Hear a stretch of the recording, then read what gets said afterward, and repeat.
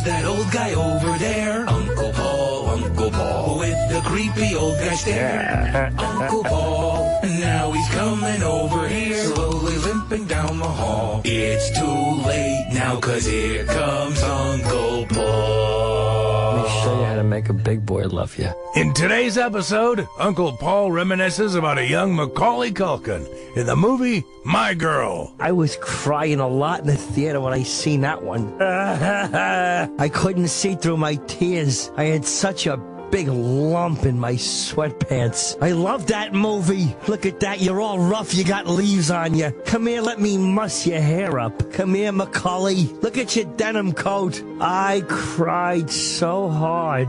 He got the bees all over him. I was like, be careful. They're gonna start stinging you on your penis. Gotta get someone to suck the person out. You got little bee stingers in your penis. Why don't you come over here? Let me get the bee Get beast. Let me pull him out with my teeth. I'll rescue you. Who's that old guy over there? Uncle Paul, with the creepy old guy stare. Uncle Paul, now he's coming over here, slowly limping down the hall. It's too late now, 'cause here comes Uncle Paul. It's important. What? Yeah, answer the hotline. Oh! Hey. We're trying to get topical here. Oh. With the sex bagel. Sex man. Oh, why not sex man. bagel? Sex bagel is so 2010. Yeah, it's the sex man now. He's the sex man. We got Colin. Oh, good. Yeah? And we got Bill Burr in studio, who killed on Jimmy Fallon. We'll talk to Bill in a second. Of course, you could. How would you know? Huh? How would you know? Because people fucking Son of a you bitch, asshole. you didn't even watch it. I told you I didn't watch, so now you're I using know. that against me. I am. I said I DVR'd Oh, my God, you should have seen it. So should have I. That's all right. I will watch today, but people on Twitter said you killed. That's all I'm saying. I survived. All right. Colin Quinn, everyone. Colin. Hey guys, how's it going? Hey, buddy. Hey, Colin. You sound Hello, like Colin. You sound like a beaten man after yesterday. Just chilling, listening to some music. Oh,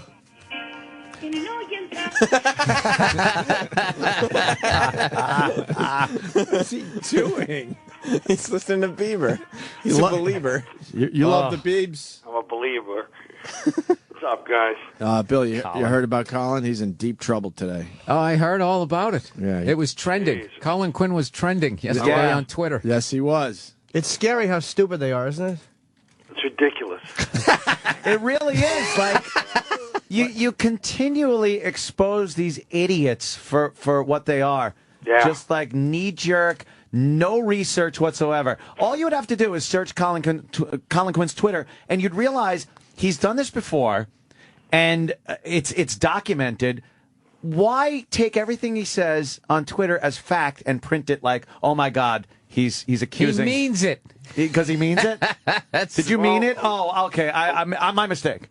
I started out the morning on a positive note, talking about the potential intriguing employment stuff going on with me in the show business. And then I just mentioned that Will Ferrell stole Anchorman from me. Yeah, of course. Then, of course, I made up the drug thing, so that becomes a big thing, the drug thing. You know? And they ran with it. But did They ran with it. Did you hear from anybody? Because that's like, because you. Yes, that's why I had to say, hey, man, first my manager was like, hey, it's getting out of control, but then I was like, nah, man.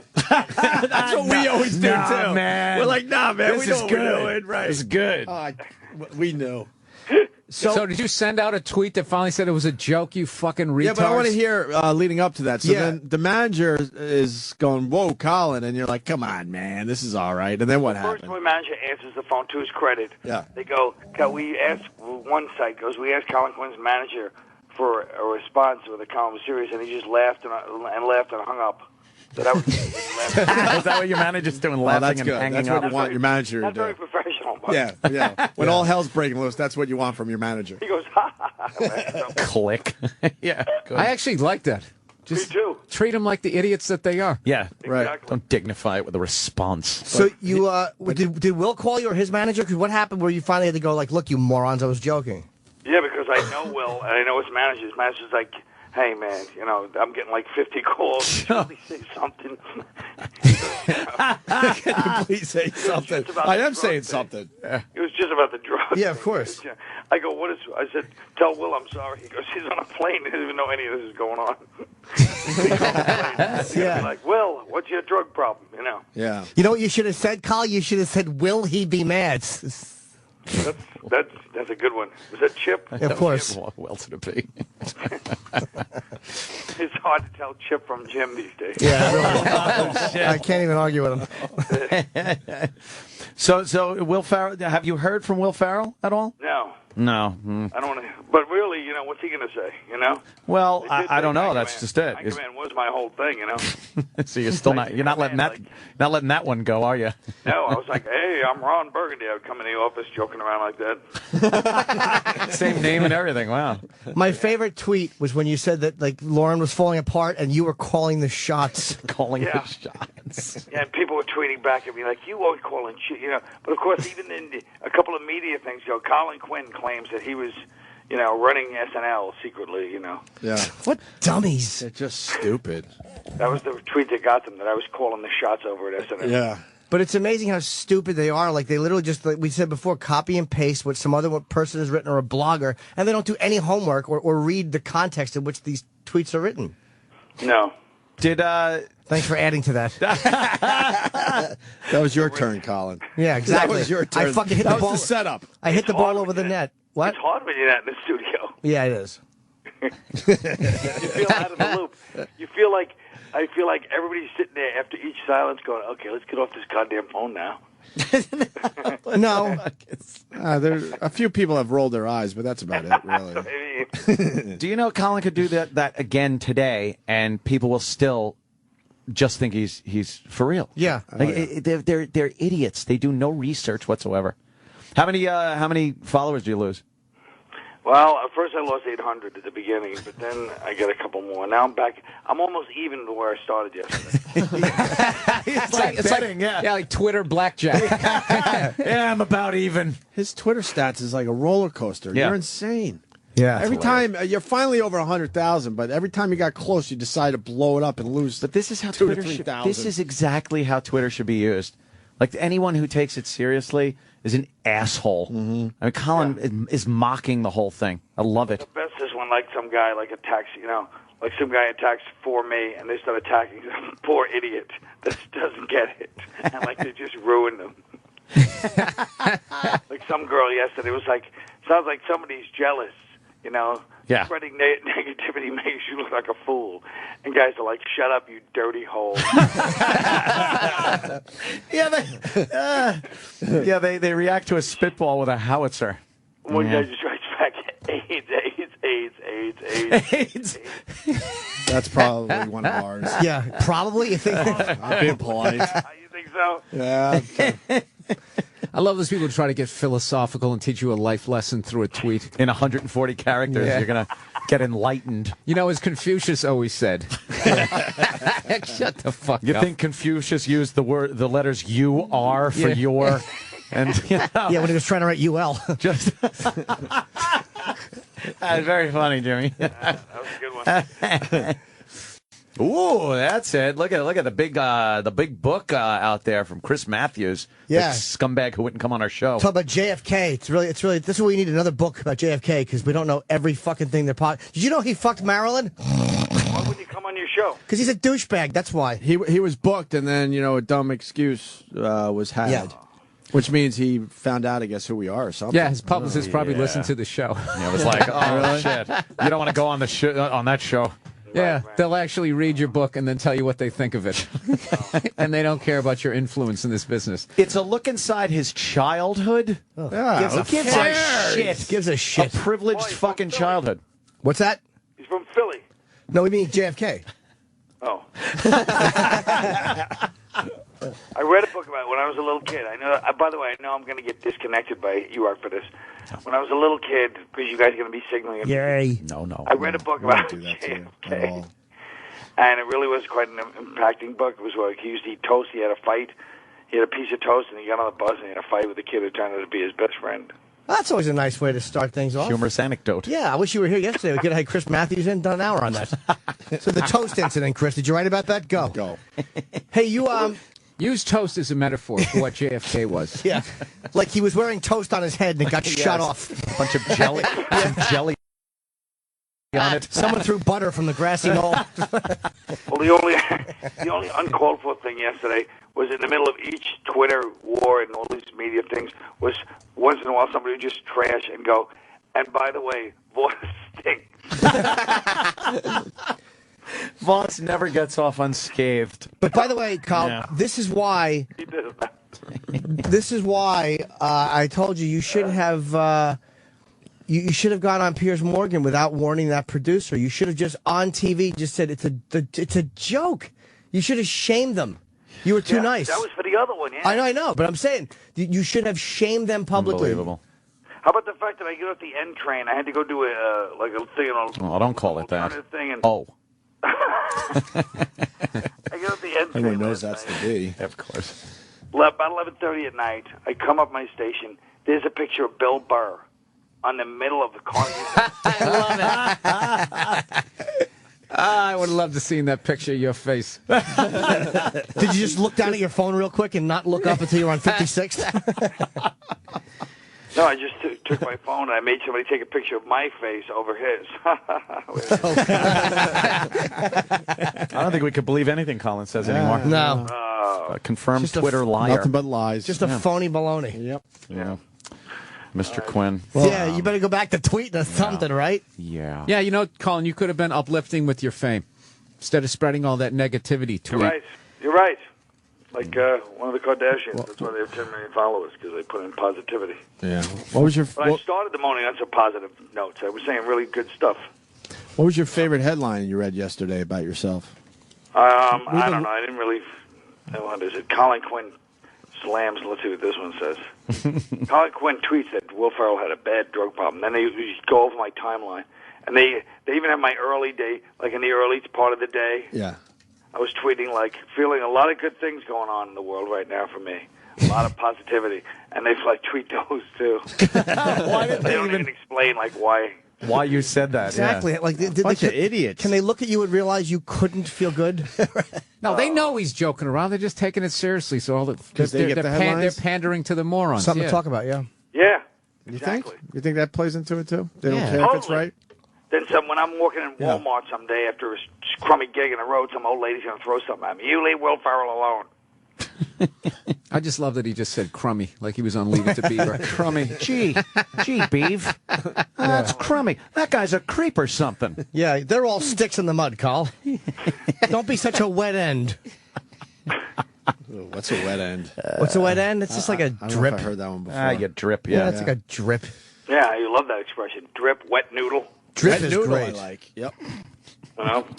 Well, Colin, congratulations on the big fame thing yesterday. Thanks. Why didn't it? You would think it would have increased my Twitter followers by like, sevenfold. No. That is like broke even. Yeah. Cash in and just walk out. Yeah. I'm really a non-event. Turns out to be a non-event. I'm a living non-event. You get headlines all over the country and the world. You're on and in you the can't mail. get more followers. Yeah, that Yeah. proves that Twitter's just bullshit. I get headlines about Twitter, and I still don't get more. Yeah, exactly. It's a Twitter thing. Horrendous. It's very funny, though. He goes All right, horrendous. All right, Colin. Thank you for the update. Thanks for the exclusive interview, by Yes, the way. Thank we you, had the Colin. exclusive Did we- first did- words. The best with the Chris Matthews interview. Did we call and wake you up? What a burn. Yeah, well, you guys called early this morning. I mean, you really should be more considerate, It's on the early hours. We needed Colin you on the Quinn show. trashes Jimmy Norton. Yeah. Yeah. That wouldn't even make the fucking O&A news. You think you're a non-event? Jesus. In O&A News. Yeah. Yeah. Jimmy did say your fingers are very brittle. Yes, they are. They look like they could snap very easily. We were just saying Yeah. things about your physical appearance which weren't necessarily complimentary. When the hell was that? Earlier today when you didn't pick up the phone. Yeah, we got very angry. Sakes. At 6:15, you guys get angry? Yeah, we got very angry. You didn't pick up your phone at 6:15. Heaven's sakes. Jimmy said I had old Irish lady's fingers. Yeah, we just would pick you up. Cancer or something. Well, there was a song. There was a song that this guy did about you, so we were just. right, We were just adding lines to it. Really? Was it a nice song? No, it was stupid. It wasn't That bad. wasn't a nice song. It was dumb. He sang your tweets from yesterday, I think. Oh. Well, it happens, you know. Should get some fucking royalty money from him. Yeah, someone will tweet you the link if you want to check it out for yourself. You won't want to. Yeah. No, I know, because by the time I get to it, somebody's going to mess around, and suddenly it'll be about my brittle fingers and whatever. Yeah, you don't need people futzing around with that. No, that's right, Jim. I don't. All right, buddy. All right, Pally. All right, well, I hope you guys have a great rest of the show, So and I do hope I. Bill and Jim have a strained breakfast afterwards. Jesus. All right, buddy. All right, Colin. See you, Colin Colin. Quinn, everyone. Damn, he's funny. A strained breakfast. What is it? I am Colin Quinn on Twitter? Yes. With two N's at the end? I-A-M, yes, Colin Quinn. Quinn with two N's. Quinn. Bill Burr in studio. Kim Kardashian's hair looks just like the chicks in the shampoo commercial. You got to admit, as much as we were all let down by that sham of a marriage. I mean, I don't know about you. I was living vicariously through it. Were you? But no, I could give her shit. Who cares? Yeah. She but does have great hair. I just can't believe, how she scammed all those poor people over at People magazine. Like, I don't know how they're going to get back on their feet. I don't know. A lot of people upset with her, apparently. Yeah. Who gives a flying I could care less. Right. Yeah, she's fucking Great tits, she's though. fucking gorgeous. She's Exactly. amazing. She deserves to lead everyone around by the nose. You know what? That's why she because she's out of everybody's league. Yeah. And she did exactly what those fucking out of the league chicks do to you in bars. Lead you on, you bought her a drink, and then she just walks away from you. Yeah. Look at her. Jesus. Yeah. Phenomenal. Jesus H. Christ. Yeah. Unbelievable. Hey, Bill, I got to ask you about Scandinavia. Scandinavia. You went on a tour there. Kim Kardashian would be just another pretty face. Really? No one would even notice her. Oh, did I tell you about that fucking supermodel I saw did a face plant in the crosswalk? No. In Stockholm, Sweden. It was fucking hilarious. She was like, she was drunk, so she like fell in slow motion, right? Her face is going right to the pavement. She's crossing against the light, by the way. And at the last damn second, her. she turned her head, and I swear to God, like a lawn dart, all her weight landed right on her ear. And then she just lays there and starts crying, right? What'd you do? Nothing. I just stood there and I yelled in like accented English, you might want to get up, because the cars were coming. And she just laid. She was so fucking hot. She just laid there expecting the world and the traffic to stop. And you know what? It did. It did. Stop. Dude, if I was laying there, they would have ran over me. They would have ran over your Why foot. didn't you go over to help her? Because traffic wouldn't have stopped if I went out there. They would Really? have knocked out both my knees, and then this bitch would have got up and never would have noticed. They would have thought you Never knocked her would've- down. Never would have thanked me, and I would have limped for the rest of my life. And she would be like, "Oh my God, you guys, So you said, my "Fuck it." ear." Yeah, that was tremendous. Wow. How many I don't dates know, did I'd you do help. over there? I did 5 cities in 7 days. It was a thrash. I went London, Copenhagen, Oslo, Helsinki, and Stockholm. And I was doing this bit about Hitler, which is fucking hilarious because when you're in Europe and you talk about Hitler, every country you go to either got bombed by him or is embarrassed because they chose his side. And so it got really fucking weird. And which, of course, is something I enjoyed. What kind of a Hitler thing could you bring up? You don't have to do the bit. I mean, I just was topic. saying, it always fascinated me that people would follow him because he never seemed composed to me. He seemed like such a spaz. Like, it's just like, nobody else is going, this guy's kind of out of his fucking mind.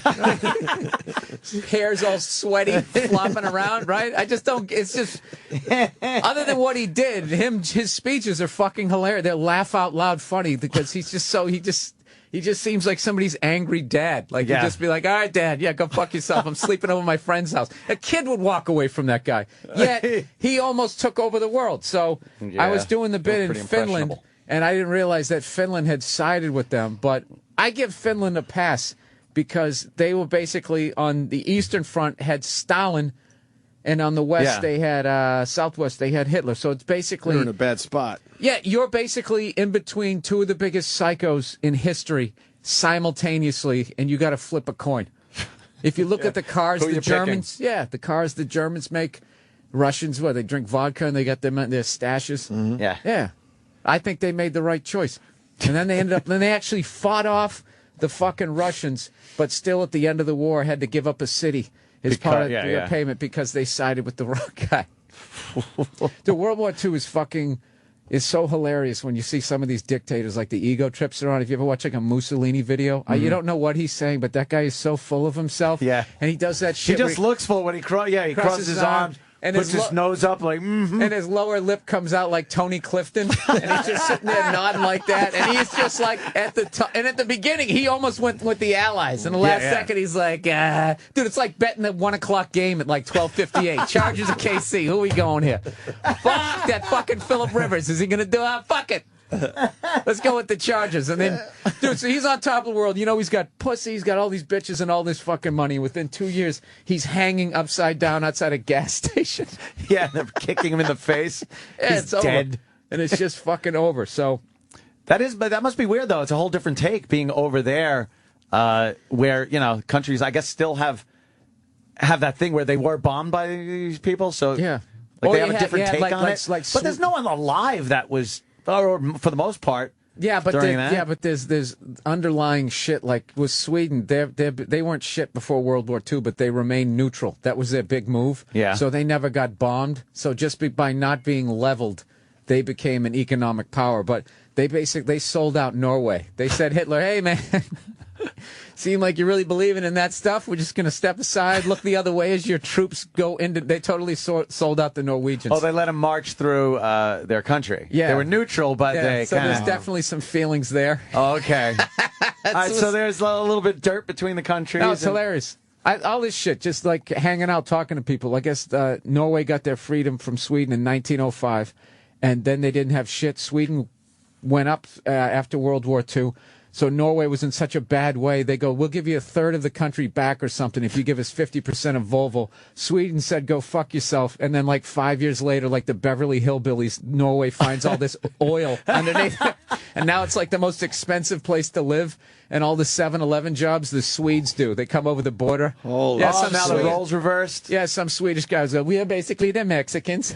It's fucking hilarious. Wow. That's about all I learned. The people look good. Dude, they're fucking beautiful people over there.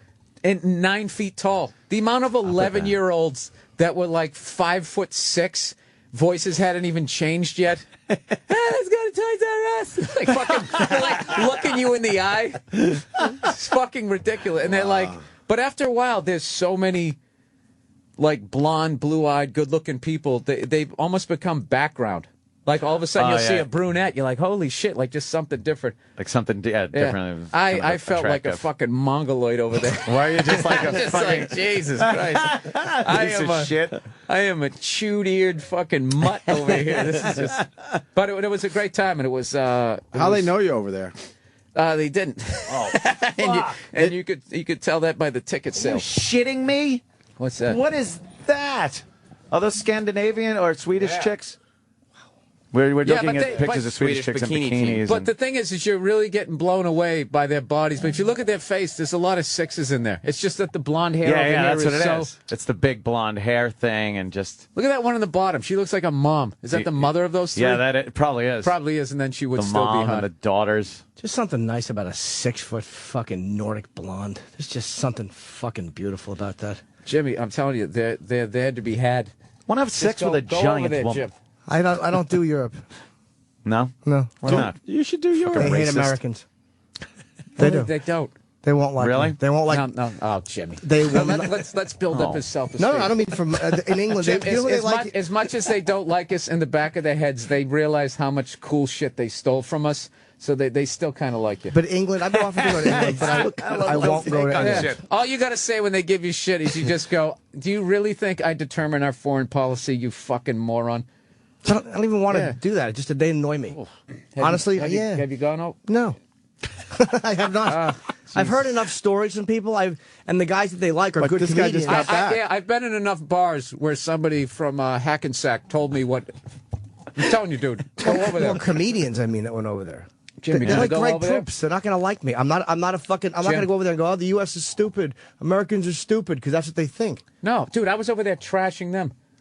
So sick of you guys acting like you're better than us. You're just as fucking dumb as we are. You're not as fat as us, but you're definitely mushy with your fish and chips torsos. They died laughing. They don't. Jim, you're going to go over there, you're going to have an accent. You're instantly going to be mysterious, Jim. For the first time in your life, you're going to be mysterious. I just don't. They're going to find you as interesting as you find yourself, Jim. I don't fucking want to go to Europe. Fuck them. Shit, Fuck Europe. Let's go to Europe. Fuck them. I hate the Let's whole all fucking go. region. I hate the resentment they have. We got and as fans soon as over the there. fucking Soviet Union fell, Yeah, the whole they fucking didn't need they us put together anymore. the euro. They start shitting on the Anthony, how bad states. do you all wanna of a go sudden, now? Our foreign policy is terrible. No, Fuck I them. do like the mysterious thing. Fuck another Hard Rock Cafe gig. Let's go to Europe with Jim Norton. I do like You know the how idea of great being that would mysterious be? with an I've accent. turned down every Come offer. on, let's do this. Jim, I swear to God, Jim, they're just Let's like do you. this. They're Maybe. just like you. They're trying to get a sandwich. They want to get blown. Most of them don't pay attention to fucking politics. People aren't over. Where's a safe place for Jimmy to go just to try it Australia, out? I'd like to try it out. Australia. Beirut would be a good one to start. London, is that safe or no? Yeah, it's fine. yeah. Like they don't. Jimmy, we got to do this. I have no desire. just to experience it. I literally don't care. It's not to be. I'm sure they'd be okay. You know what? They It's not a hurt his desire. feelings, and Europe needs to send Jimmy an apology. Never. I just have no desire to entertain them. I don't find them interesting. I don't care about going. I'm not saying it's bad to go, but I've never really cared about Paris, Jim, you wouldn't going. like For what? I know. No, I don't. I understand they have a great culture. It makes means him nothing to angry, me. though. Not only does he not want to go, it Dude, just makes you know him what I want angry to do? bringing it up. I want to get Rosetta Stone French and become just totally fluent in that accent, in that language, completely understand it, and then go to Paris and act like the biggest fucking moron American. Like, Oh, let and me see get what one they- of them croissants And see what they and say? just listen to what they say. That would be hilarious. And then you to do. videotape it. You videotape it, and then you just write the translations of what everybody's saying. What they're saying about Yeah. you. Well, that's a great idea. It's a lot Shit. of work for a bit. It is a lot of work. You gotta Just bring learn a the friend. No, language. but I always want to learn to speak another language, and I failed it 3 years in a row. Which one? Spanish, probably? No, French. That's You hard. went French. I went French. Most people Languages go are Spanish in high school. A lot of people are smarter than me. No, That was the language to learn. What it was, El Tablo. Right. Dirty Spanish. I took 2 years of French forced by my mother because she thought it was more intellectual, and I regret not taking Spanish. Well, my point, everyone went Spanish because it was easier. How the fuck do you learn a whole language as a baby, and then you can't fucking learn a language when you grow up? It's that beyond part of me. your brain shuts off. Right. That's fucking stupid. No, it's not. You don't need it. Well, go yell at God. I know. I am. But you know what? Right now. My And that's on a list, believe me, of things to yell at God Un about. perro es gris y blanco. That's all I got out of fucking. Me and Jimmy share a maid, and her English Oh, is I broken. bet you do. She's good though. Tag team. And she just talks to my son in Spanish the entire time she's there. And I'm like, that's fuck good. yeah, I hope he's soaking some of this shit in. Because he's not going to be able to learn it. You're right, Ed. At 14, 15, it's over, John. Then you become an idiot when it comes to languages. Right. How dumb is our generation? Just your reaction to that. I think you'll be, this would be great. He'll become bilingual. And his reaction is, fuck yeah. Hopefully he soaks in some of this shit. For what? I don't know. Because in the end, did we really need another language? No. We're becoming old. We don't understand it. I took 6 years. I suck at speaking Spanish. I can't even put a sentence together. No, dude, you go over there and you pick it up just because you have to. Yeah, but what? All right. You think, like, if you went to another country and lived there for 6 months, you'd be able to communicate Absolutely. pretty well? Absolutely. Yeah? Just because you have to. Like, Don't you need, like, the code? Fucking, don't you need the fucking key to the code? Isn't it hard? I think certain languages It's not that absolutely dude, too. I'm telling you, if you lived over there and you actually tried to do it, that'd be like, dude, do you think if in 6 months, if you worked out every day, that you'd see some results? You would. I'm not saying you'd be over there going flying around, but yeah, you. All you have to do is pick up on some key words here and there. That's all. Yeah, but I don't know. You don't have to speak it fluently to get by. I'd love to. I think Japan would be tough though. Going to Japan. Japanese? Speaky Japanese? Fuck that. I don't know. That's a whole other animal. That's where I you do. It's disagree not one of with the Bill romance Burr. languages. This is what you do. You get some barely legal Puerto Rican girl. All right. Kill two birds with one stone. Yeah. Okay. You have a good time with her. Sure. And the only way you can get laid is if you talk her into bed in Spanish. You start with that. So now you're talking yeah. about some kind of incentive. The Some carrot, motivation. the proverbial carrot Yes. dangling in front Anthony of me. would never have sex with a Puerto Rican girl. So No, there are a few. Yeah, I he would. Yes, he you would. would. There are a few I would. He would. Like who? Not like crazy, not fucking. Point you know, one out. Oh, let me tell you. Not like that. Not Rosie Perez. You got kinda one, though, in Should mind? fuck Rosie Perez? Not, well, no. you're crazy. I think Anthony's heart's going to melt as he gets older. You think I'm getting? Just like I'm softening the Grinch. up, a Just little like bit? the Grinch, his heart's going to grow and a I'm few gonna more sizes. and I'm gonna smile and curl at the. Show us a edges. Puerto Rican you'd have sex He's with. going to give away all his money like Carnegie at the end of his life. Let me see if Let me see if Pals How about people that, right Oh, there? my actually have. God. Come Of on. course. Look, that, How would she's you pretty. not fuck her? Yeah, Of She's course. a doll. That's a doll right there. Yeah, she's very pretty. That girl. I don't No, know who that Rosie is. Perez is not. Would you friend her? She's just popped her up on Facebook or something. No, Rosie Perez has just got that annoying voice and everything that goes along with it. She's too ghetto. Is yeah, this, yeah. Is Little this, too ghetto for you? Little too ghetto. is this my daddy left when I was young.com? Is that what this is? These Yeah. poor girls. What Baggage. are they doing? What are they doing to their lives? What baggage they have? Does that upset you, Bill, when you see girls that are scantily clad, knowing that their upbringing was probably not stellar? No, because I still look at them You're still and exploiting it. abuse the photos. Yeah, absolutely. But only now that I've gotten older, I just start thinking like that was somebody's daughter. That's in the last couple of years. That Isn't that actually odd how creeped that in. changes Yeah, as and you you get a just little like- older? You start thinking things like that, and you want to smack yourself in the head for Dude, it. like I remember when what's his face Fishburne was going through the whole thing. I went on Oh, the yeah, radio, yeah. and somebody was going, "Yeah, what do you think about that?" I was like, "I think it's fucking horrible."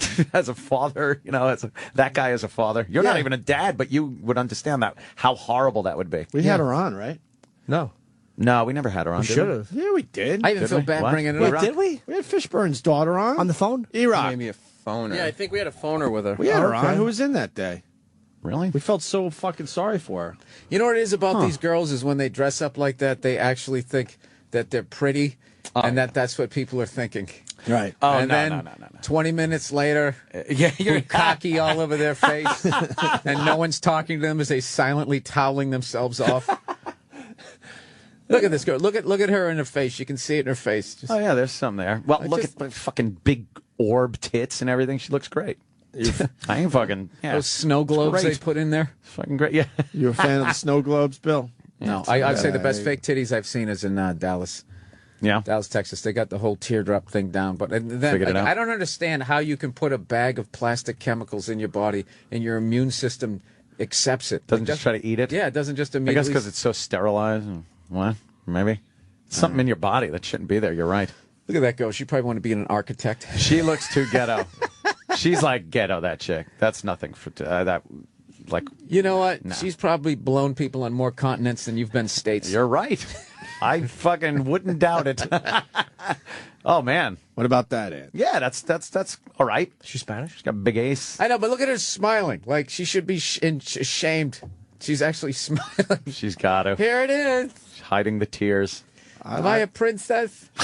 Look how pretty I am. Yeah. Look at that picture of that guy getting paddled with a lightsaber. There's no dignity. Yeah. No dignity I whatsoever. don't press there. play. I didn't know it was a video. Yeah, give a fucking shit. There's a good girl. Go up a little bit. That's a good girl. Oh, over there? Oh, I thought she had cum on her face. She's moments away from that, Jim. Yeah. From the looks of the picture. Yeah, so, Hispanic girl. I guess that's what we were getting at Fair enough. occasionally. I like them.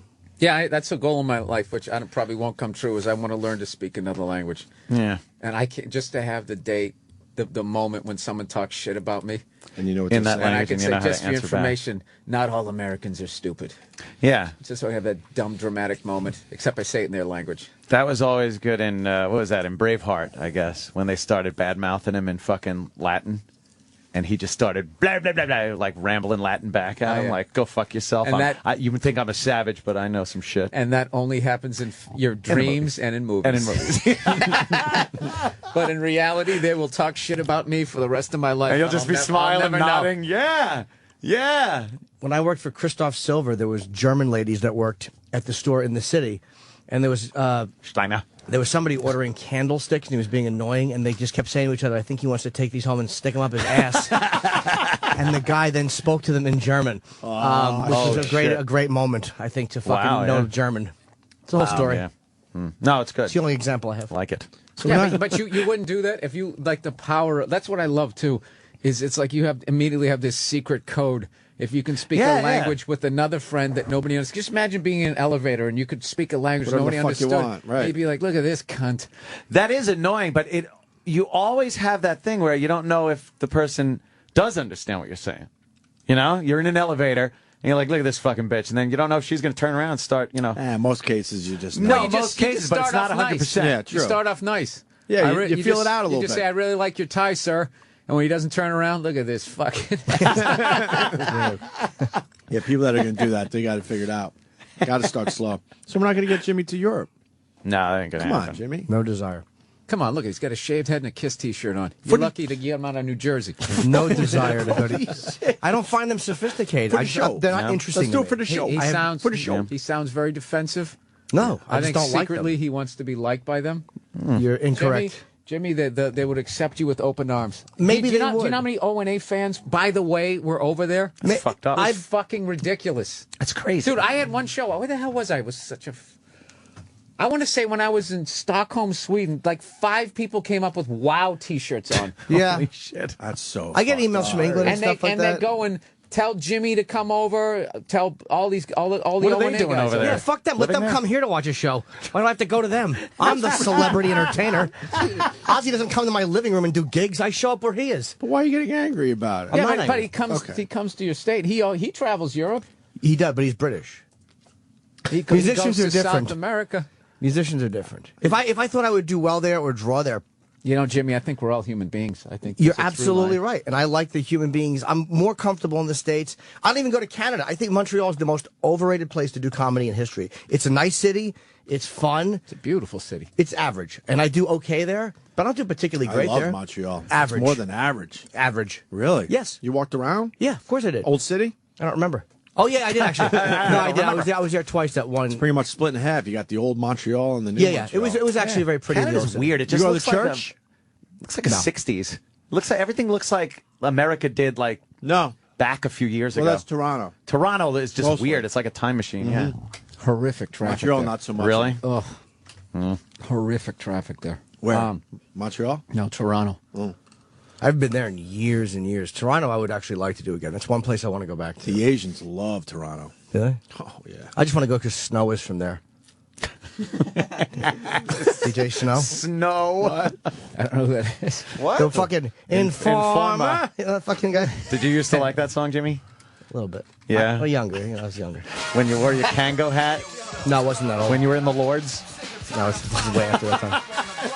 I laughed at the other interpretation that Snow was from there. The actual, okay. which I thought was That's funny, what I thought too. he was doing. Oh, that is no. funny. Yeah. Ah, here we go. Yeah. Let's do this. Woo! Turn this up, man. I wasn't trying to segue into the song. yeah. For Jimmy, buddy.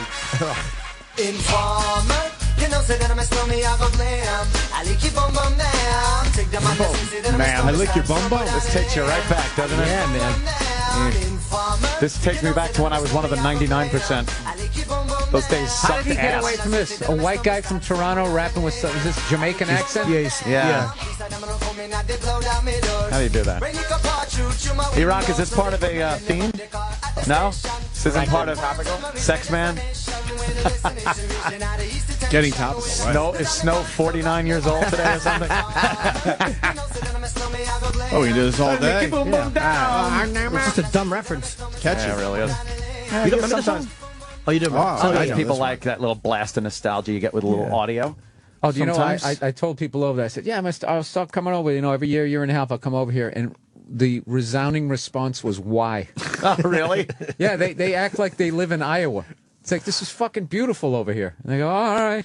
Like Why would you come back here? Really? Yeah. Now, I know you like to move around in between gigs and check out the city and stuff.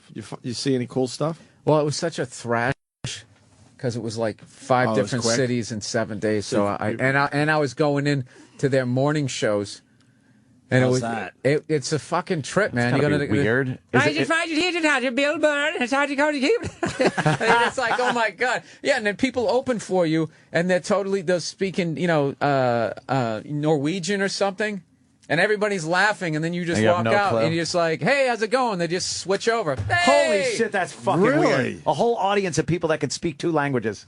It's crazy. Yeah, it blows our mind. But then I only had one guy who was a dick. I was in when I was in Copenhagen. Copenhagen. I was going. I can't. I always forget. I go. Does it go Norway, Sweden, Finland, or Finland, Sweden, Norway? And then he turns around. Oh, it's the Americans. You're so stupid with the geography. Literally said it, and then it was funny because he didn't commit to it. He's like, and then he said it, and then tried to laugh with me. It's like, no, you were being a douche, and I go, I fucking trashed that guy. I go, really? I go, where the fuck? Where's South Dakota, bitch? Where's Missouri in relation to Tennessee? He goes, I don't know. Really? Yeah. I'm so fucking stupid. Did you go to medical school to be a cab driver? Go fuck yourself. Holy shit. Yeah, go fuck yourself. Did the audience enjoy that? No, this was in a cab. Oh, I'm sorry. This was in a cab. Oh, we I thought it was an audience member. We trashed that guy. Dude, I was pissed because he was such...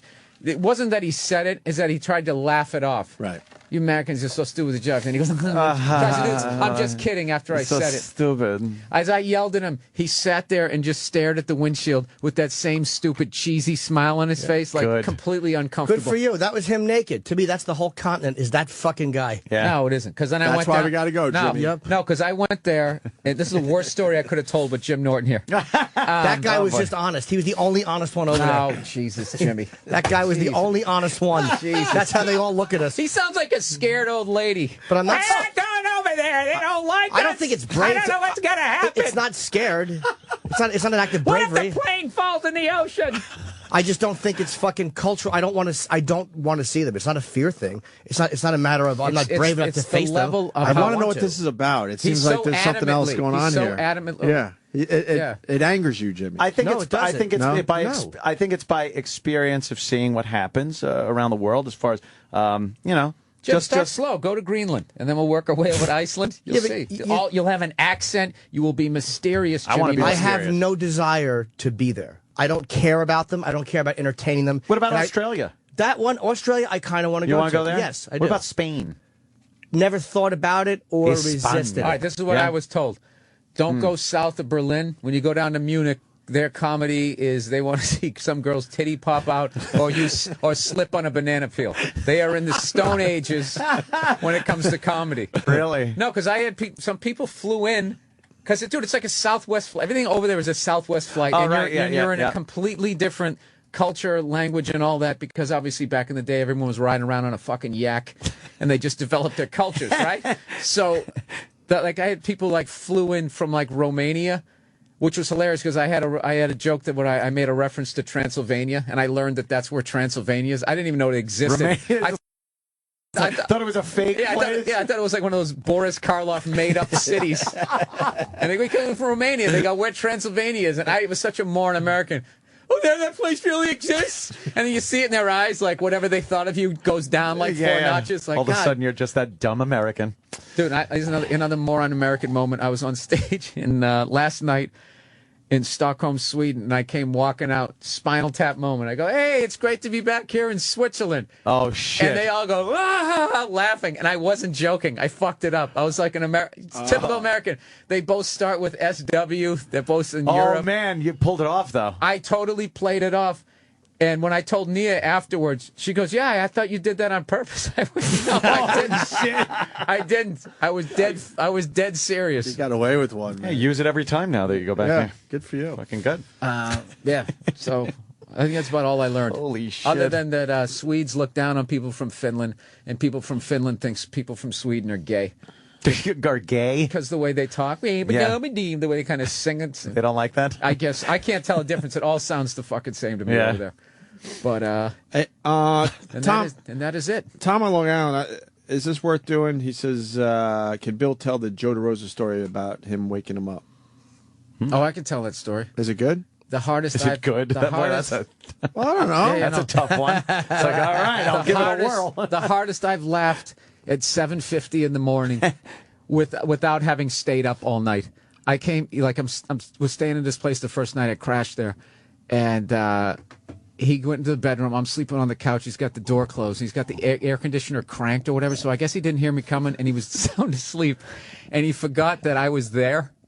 So I opened the door, and he fucking freaks out, but only from the waist down. His from waist up, he's totally paralyzed, and his feet just start kicking like he's doing the backstroke, trying to set a record. He just goes. They just start, and they hear the sheets going. Dude, I thought he was going to have a heart attack. I fucking bursted out laughing. Dude, you know when you wake up, everything's tight? Like my abs still hurt from how fucking hard I laughed. And then he must have been so pissed that you were laughing at him. No, he tried to play it off. He just goes, Jesus Christ. and I just started giving him shit. I go, that's what you got? That's all you got? If an axe murderer comes in, that's what you're going to do? You're going to start flapping your fucking feet around? Do you know how funny that puke sound is when it hits the fucking garbage bag? Dude, if you had the sound of his feet kicking under those fucking sheets. Dude, it was a blur. He opened his eyes and only like a bitch. His fight or flight was his feet. We're just going to do the fucking flipper move. He might as well, his body probably just reacted like he was standing up and wanted to run. I think that's what down. he was just running. A natural. It wasn't even the full brain. It was just the brain sending a signal to the legs to just run away. He was in full flight mode, lying down, and he couldn't figure out why he wasn't getting any traction. Jesus. Oh, shit. So there you go. Anytime you can trash DeRosa, it's worth it.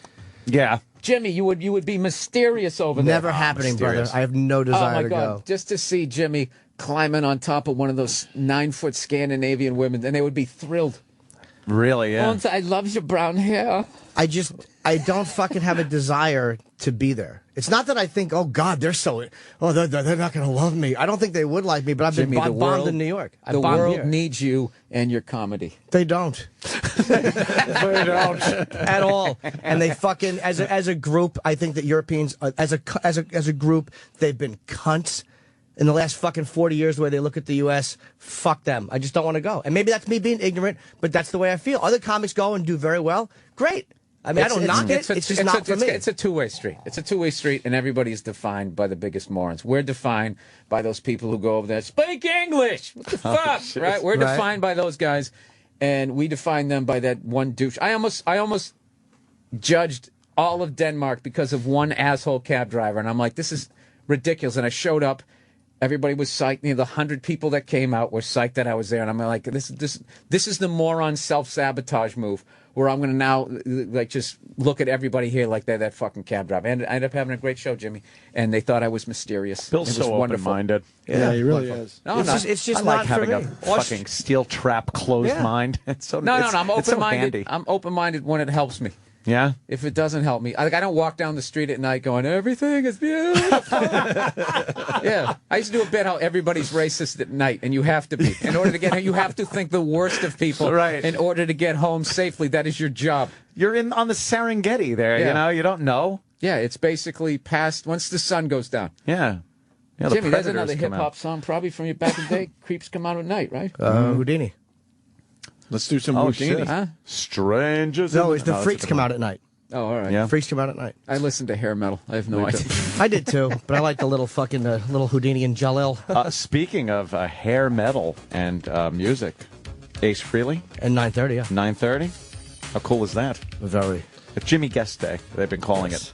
Good. We like having Jimmy second guest one because of the Jimmy week. gets very excited. Yes, I do. And it's fun. Fun to watch. Yeah, but his interview skills are remember back in the day when he used to those stuttering ones Oh, he did? God, Those were the hilarious. greatest. I know.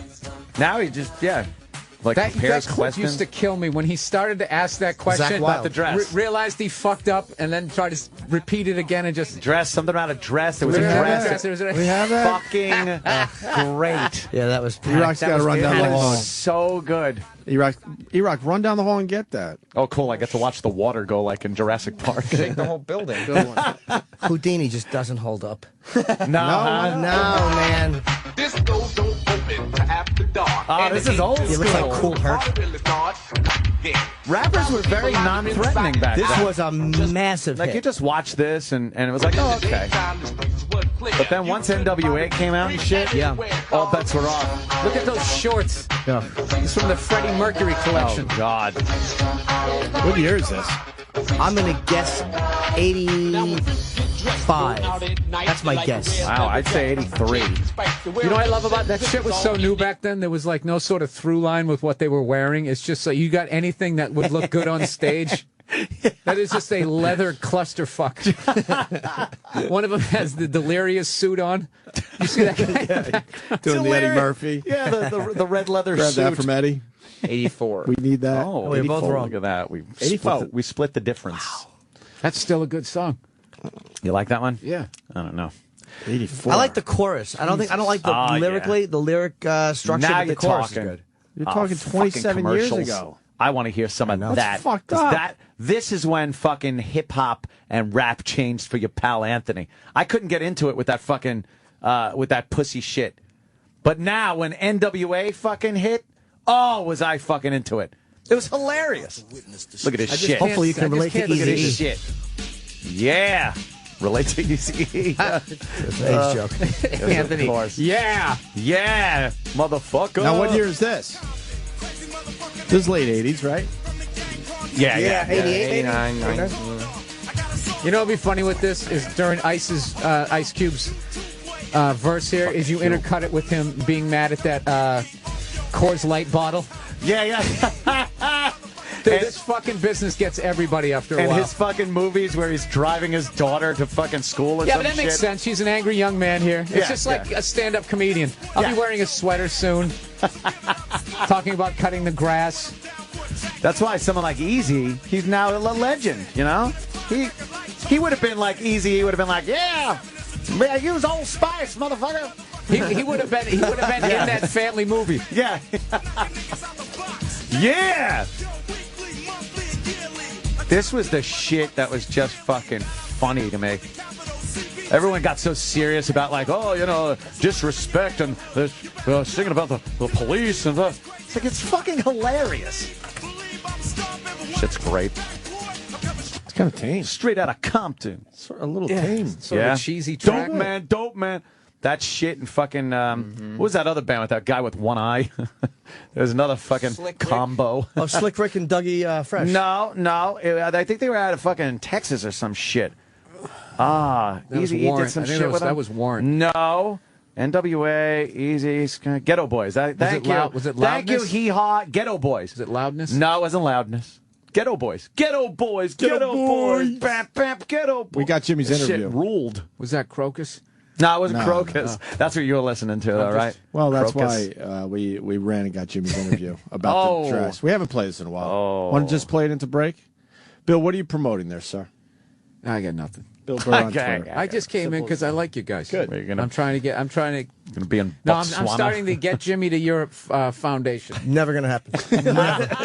You know why? Because they don't. First of all, they don't fly you and put you like in England. A lot of times, it's supposed to be a great club, the Comedy Store, but it's like you got to get yourself over there, and I'm not big enough where like I saw Chris Rock at the Cellar one night. He's like, dude, you got to go over there, do all the press they get. But it's like he forgets, like, dude, you're Chris Rock. Like, you're going to do the O2 Arena 2 nights in a row. So for you, it's a tremendous place where they already know you, but for me, it's not. So why would I do that? I mean, if you have a desire like Australia, I wouldn't draw in, but I want to go to Australia, so I would go there. But I have no desire to see Europe. None. New Zealand? I'd rather go there just to see where fucking Once Were Warriors were filmed. Yeah. Morocco.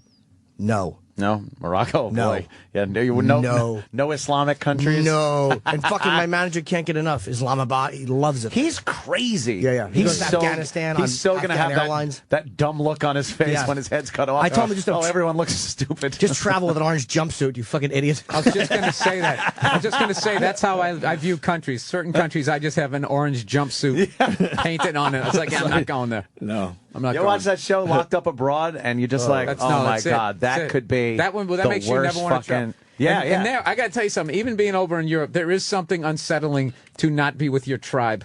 See, right, you're outside of your fucking. I got to tribe find and the your comfort embassy, zone. which is like I'm on base. I'm on base. You can't touch me. I'm on base. like the stoop when you're fucking playing hide and seek. I'm on base. Yeah, no, it's just there is something really. Dude, you want to talk about the I can't find my wallet panic. The I can't find my passport panic is that the wallet panic times like 900. You're done. You can't. I came walking home one night from somewhere and I fucking did and I couldn't find. I left it in the room.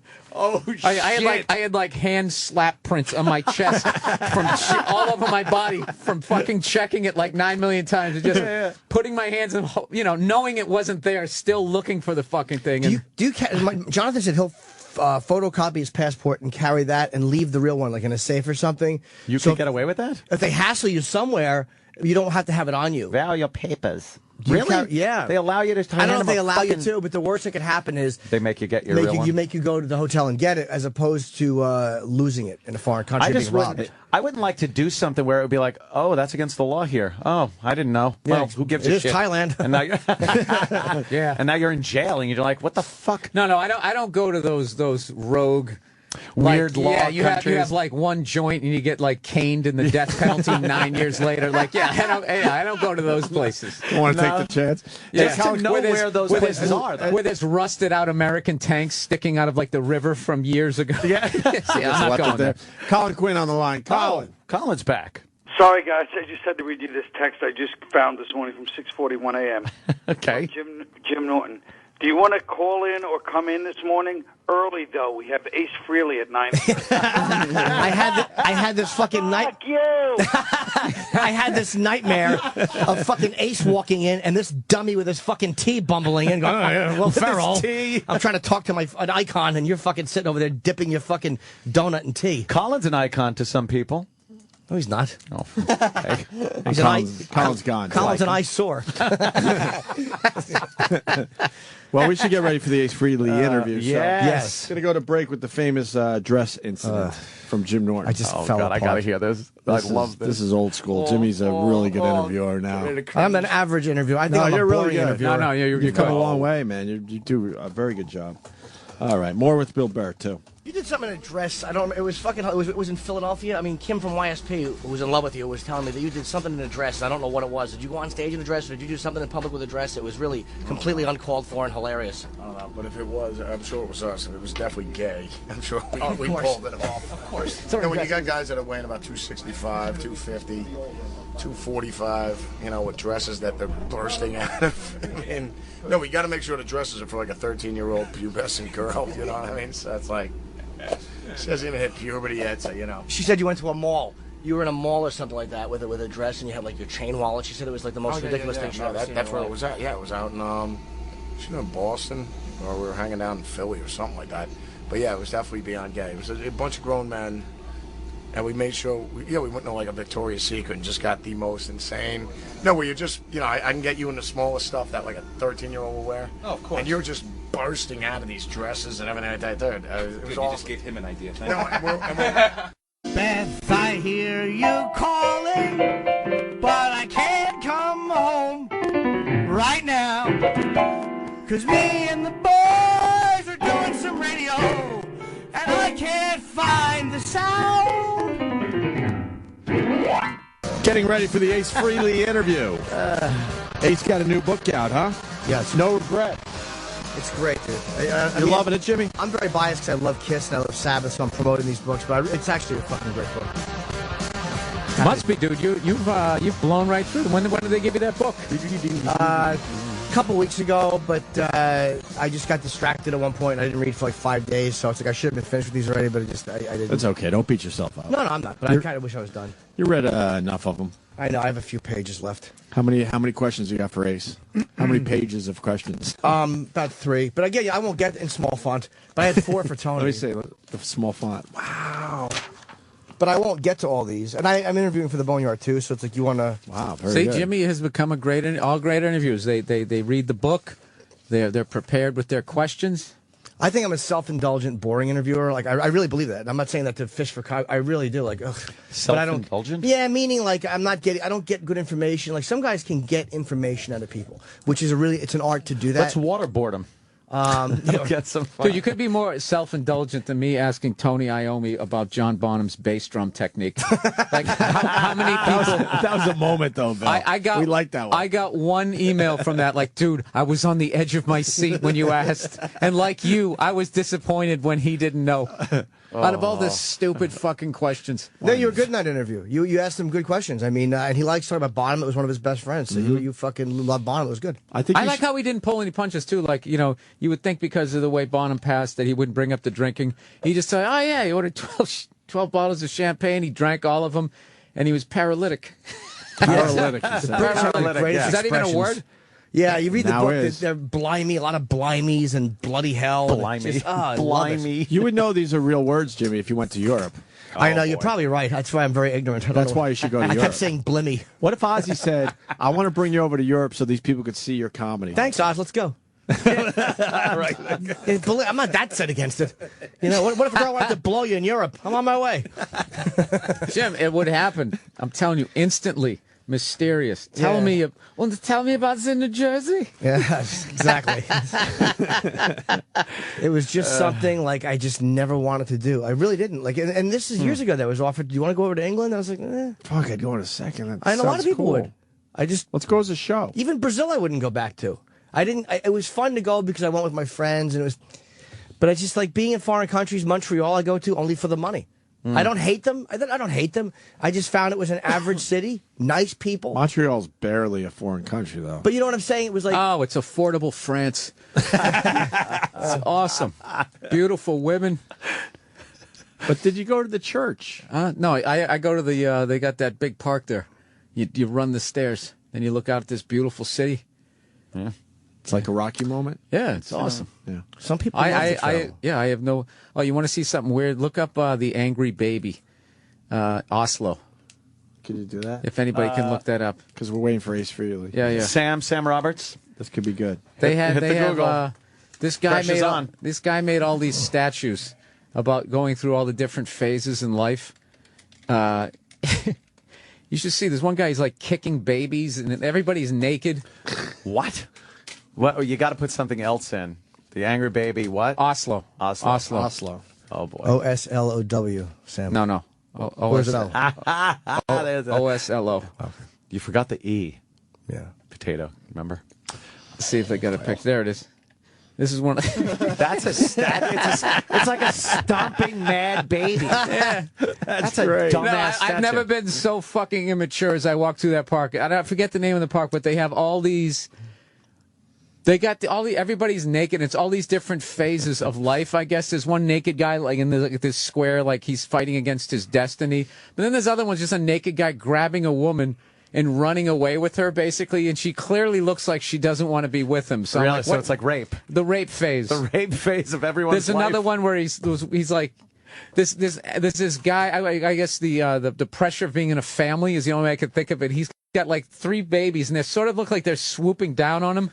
They're all naked, and then he's got one he's kicking, and the baby's the funny thing. He's got his arms up like a boxer, like he's protecting his trying head. to defend himself. Keep your guard up, kid. So I went through that whole park. I'm big in the parks. I go into the parks. Yeah. You go. Yeah. You kind of explore. You Yeah, it was don't just stay in interesting. your They room, had huh? tennis courts, clay courts. Yeah. I'm like, oh, look at that, Roland Garros. It's fucking hilarious. Yeah, no, I don't understand why you would fly that far away and then just sit in your hotel room and be like, yeah, can I get the cheeseburger medium rare, please? Yeah. French fries. Anybody can get ketchup instead of the mayo? Try to watch TV, watch American TV, so you forget you're even over there. Oh, I know. What was the first city that got boring to you? Where you go, like you said, you travel and do the walk. No, you know what? Well, what city you're like, all right, I've seen everything I could possibly see. No city over there has gotten boring. No, I mean in general. Maybe there's one in the States. Because you do this with cities in the States as well. Let's see here. Nashville can get a little boring just because I never get a car when I'm there, and anything that's cool that's going on and musically is going to be happening when I have shows. Oh yeah. And so when you're not in just downtown Nashville, you just sort of, it's just very like Dallas can get boring. Yeah. Dallas is just strip mall. Excuse me, hiccup, strip mall. I got all choked up about how much I didn't like Dallas. How many times are you on the road that you just want to go into a fucking mall? Like in Houston, you stay by the Galleria. There's just nothing to do in some cities. I don't like to do much. Yeah. I wish I did, but I just did. Houston actually has a mall that has an ice rink in it, which is hilarious because it's an ice rink. You're right near the food court. Everybody's shoving this shit in their mouth. A lot of fat people down there. Yeah. And then it's Houston, so a lot of people don't know how to skate. I remember standing there watching this Asian dude, and just we were filming him. Somewhere I have the film, laughing our fucking asses off at this guy, and then he did like the thing, you know, where you're starting to fall backwards and your legs are moving like DeRozes in the bed. Dude, and he fell and he cracked his head on the ice and wasn't moving. Holy shit! No, it wasn't funny, and it immediately stopped being funny. It was just like, all right, dude, come on, man, That's get tragic. up. Yeah. Get up, man, get up.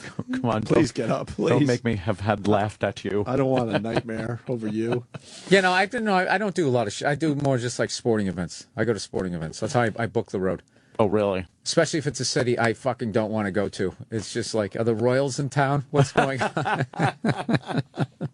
You watch the whole game, or you just go for a few minutes or an hour or whatever? No, I always go for the whole game. When I used to do college gigs by myself, just so I would actually, I was the guy who kept score. I would do that. No, because you felt like because I was clearly by myself. It's almost like, you know, when you start looking at your cell phone and you know nobody's calling you. That's the baseball version, is you just sit there by yourself, like keeping score. Doing the stats. Yeah. There's another K. I stopped short of having the AM radio with the antenna up. Radio hat. Radio hats. But no, man, I went to. I never got that where people like wrote down the keep it stats. score. Like, what do you do with it? Either. What do you do with it? No, because you're able to follow the game way more because you know what the guy did the last time.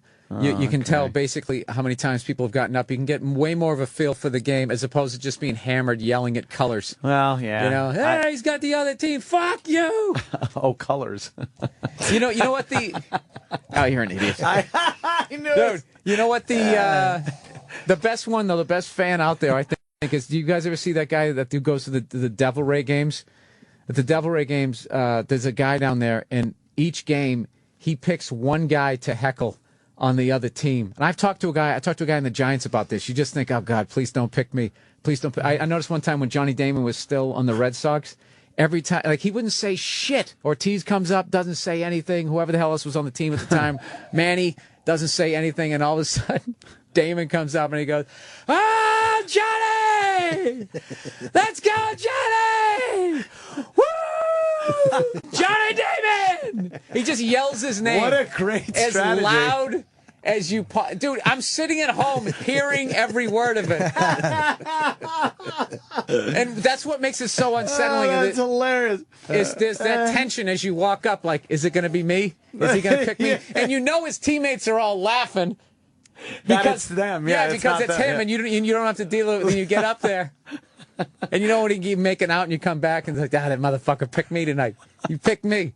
That's one of the most unique things. That's great. I am picking one guy, and I am going to heckle the shit out of him. Think of that. And how do they notice though? Because so many people yell so many names. Is just his voice is that loud? No, he sits right down near home plate, and it's Tropicana Field, which is like sitting in a food court. Rick. No, dude, that guy is fucking hilarious. And the genius of it is you actually separate him from his team because his teammates are now laughing. It's a classic divide and conquer. Ace Frehley is not here. What is the Even though Roland goes, he's Sam. 5 minutes out. 5 minutes out. We heard that about 10 minutes ago. His publicist has checked in. Ace has yet. Well, what about him? Ace has yet to check in downstairs. I'm sitting here telling old road stories. No, I like it. Then I went to Mile High Stadium. I and like that it. was, I like it. I'm sure he'll be here. Oh, Why did boy. Roland say he's 5? Maybe that's what the publicist told him. I'm sure. What happens? But he said that Let's last just time. say, what happens if Ace doesn't show up today? Then he doesn't come. Oh, boy. I like Ace. I would love him to. I actually love Ace. But if he doesn't come, he doesn't come.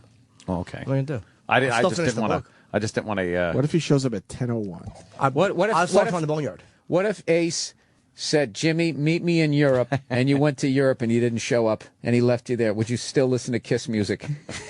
On the flight home, laughing to myself at the good-natured joke he played on me. See the ribbing. that you got. That Ace got me good. You hear about Mark Burnell? You're a sports fan. The Jets' backup quarterback? No. They're saying when he retires, he's, 40, 41? He's got to get a 9-to-5 job. He blew all his fucking money Holy with bad shit. investments. Oh, This just man. came out today. Some Bernie Madoff shit. They're saying as soon as he's not in the NFL anymore, he's got to start a 9-to-5 job immediately. He's like $27 million in the hole, right? Did you Yeah, say? $24.7 million he owes. How about you fucking just declare bankruptcy at He's that on the- point? Jesus. He's on the hook for 'Cause then we gotta pay for it. $24.7 million. Well, yeah, And well, they pass it on to us. I would. As soon as he retires, he's got to get a job. Wow. You think he's going to get a 9-to-5 and be able to pay that off? Dude, that's like that one guy in the Jets who has like 9 kids No. with 8 different Oh, women. yeah, It's yeah. like, dude, do you understand the second you stop playing, you're broke? You're done. Yeah. Right. All your money's gone. Yeah, I would sit down with all those women and be like, okay, here's the deal. We can live like rock stars for 8 years and then go right back to eating at the ground round. Right. And Chuck E. Cheese, or we can live decently forever. What is your choice? He had 8 kids with like 8 different women. 7 different women or something. Do you think he honestly is going to be rational Do you think enough that would be a rational roundtable discussion? I know, right? No, I'm trying to figure out if I was managing him. I'd bring all those what in the raw women. What happened? What wrong? He's 5 minutes away? Yeah, she said. Where is he right now? I want to know. 5 minutes means 10 minutes. You know that. At least 10, maybe 15. Oh, Jesus Christ. As soon as he comes out. Oh, Christ. All right. What happened? What happened? He's a rock star, man. He's on his time. It's all good. Oh, come on, man. You can't expect rock Back to stars Burnell. to always show up. Because of his That ruins it. financial misfortunes, he's got a job lined up as a medical sales representative. Oof. Oh, no. Like the guy that goes around selling fucking catheters and shit? Yeah, well, he did declare bankruptcy, but he's got to get a gig to just. Now, how did he lose it? Was he buying jet skis like what's his face? Or Horrible. He went with a company that invested in high-end real estate properties just when the market fucking took it down. And he was invested in Whataburger fast food franchise. What? A Whataburger fast food franchise. What a ripoff! What a mistake! Holy shit! Here's Ace Frehley. Oh, there we go. Hey, see, Jimmy? Yeah. I'm looking at Scarlett Johansson's fucking ass. Oh, my God. Where is that picture? Yeah, I saw it really quick the other day. Can I see that, too? Can I see it? I want to see it. Fuck. I'm in third. Ace! What's up, Ace? What's going on? Are we live? Ace. Yeah, we're really, on. of course. Huh? That's the angry That's baby Angry in Baby. Oslo. You ever been to Oslo? Yeah. Absolutely. He's probably sold it out 9 million times. Doing an anomaly? Yeah. Anomaly? All right. Now promoting the book. It's been a couple of years, right? Yeah. Things haven't changed much. No. Believe me. Same shit. Yeah. For Jimmy's birthday, we had you in.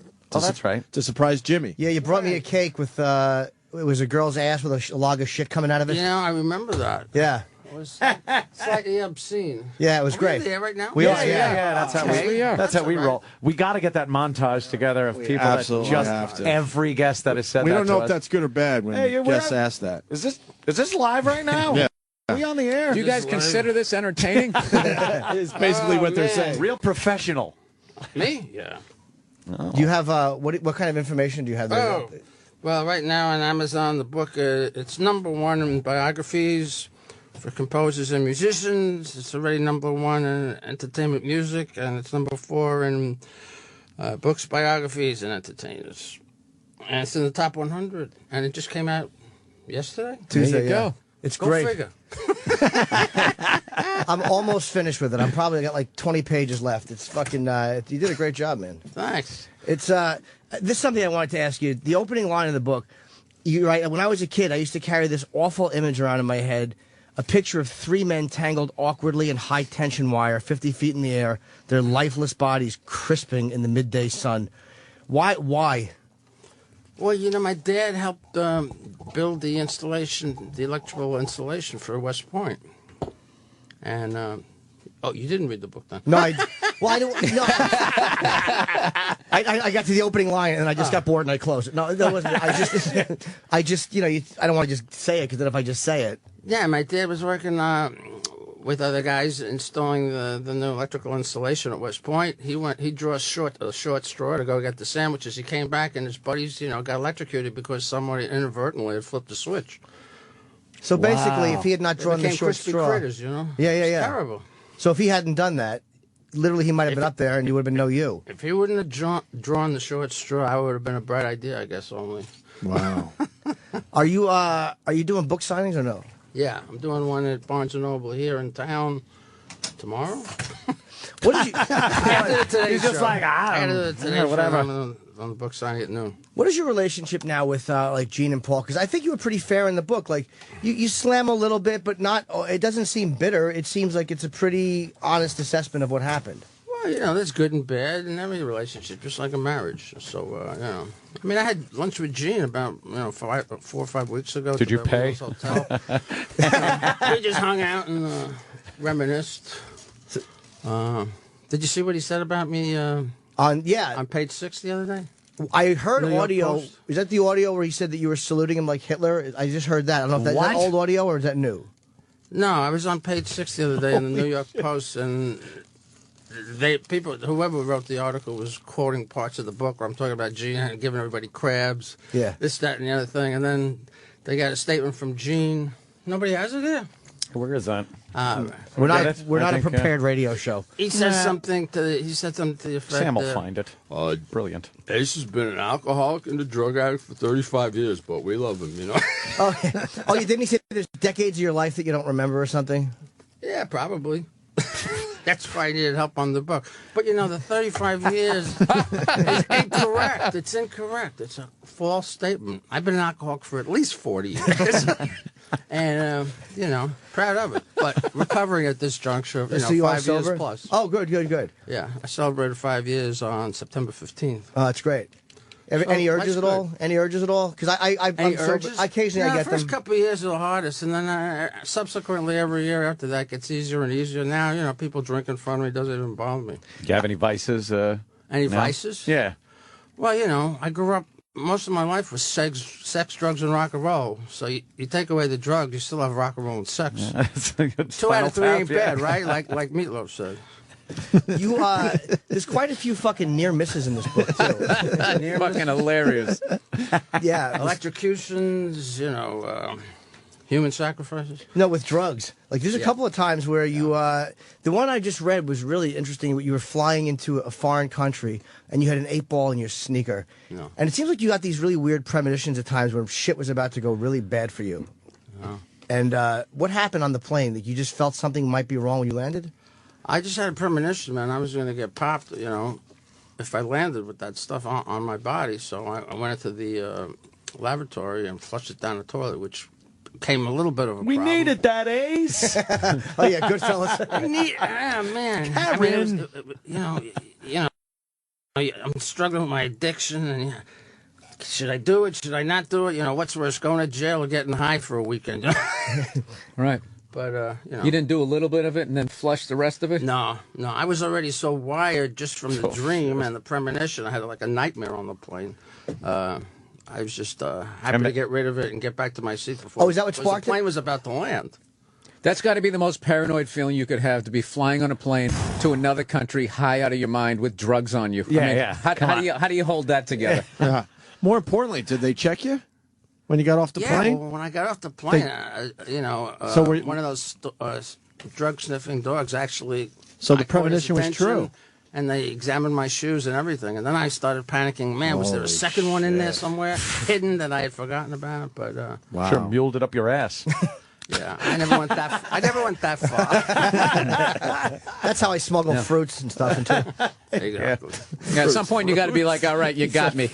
Yeah. You can't bring fruits and vegetables across international waters. I was thinking something else, but I can. I thought it was double entendre stuff.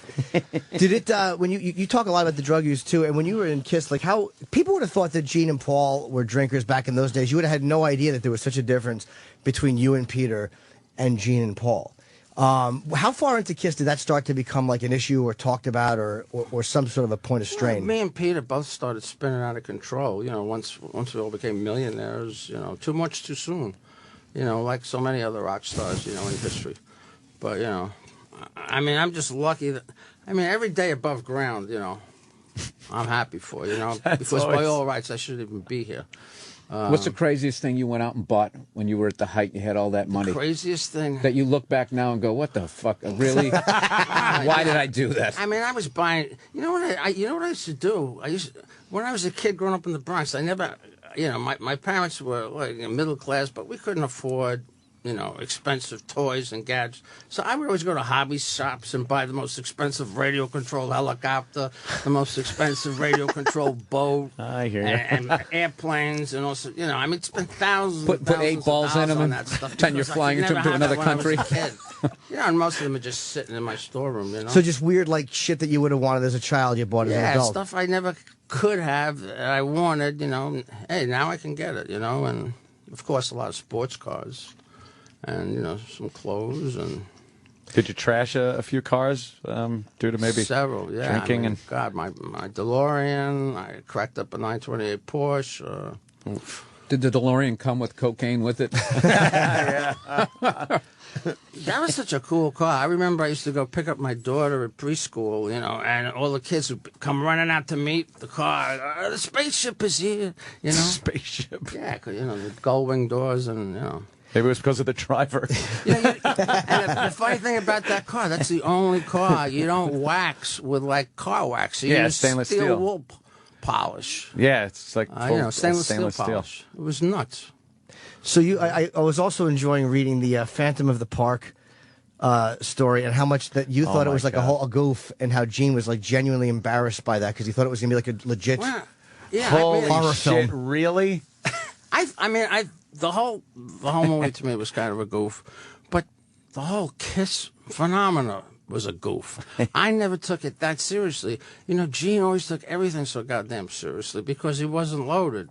And he was always thinking about money and this and that, and what else can we merchandise, and that completely went off the charts, and it completely went out of control. You see, once Kiss got really big, Gene started, in conjunction with our management, over merchandising the band to the point where little kids were showing up at the show, and I talk about it in the book. Yeah.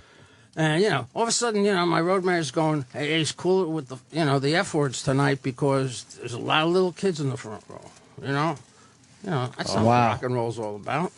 Yeah, and you felt, I know you talked a lot about how you felt the merchandising went way too far. What was the first thing you saw that you were like, because like T-shirts, there was some publicity stunts where the mayor would wear makeup, like that stuff was made sense. But what was the first thing you saw that you were like, ugh, what the fuck? Well, the dolls were kind of cool. Yeah. But action figures. The commercials showed them little kids with them. And, the lunch boxes, but who walks around with a lunch box except the little kid? I did. I mean, I've seen a lot of grown men running around with kids' lunch boxes. But it just got completely out of control. And it annoyed you? Anything that's been produced, merchandise-wise, there's usually a Kiss stamp on it. I mean, it's crazy. Do you think that, because you stress in the book a lot about how you felt that the music really took a back seat always to the money and to the merchandising and to the show. And how long into it did that start to bother you? Like, I think the music is suffering.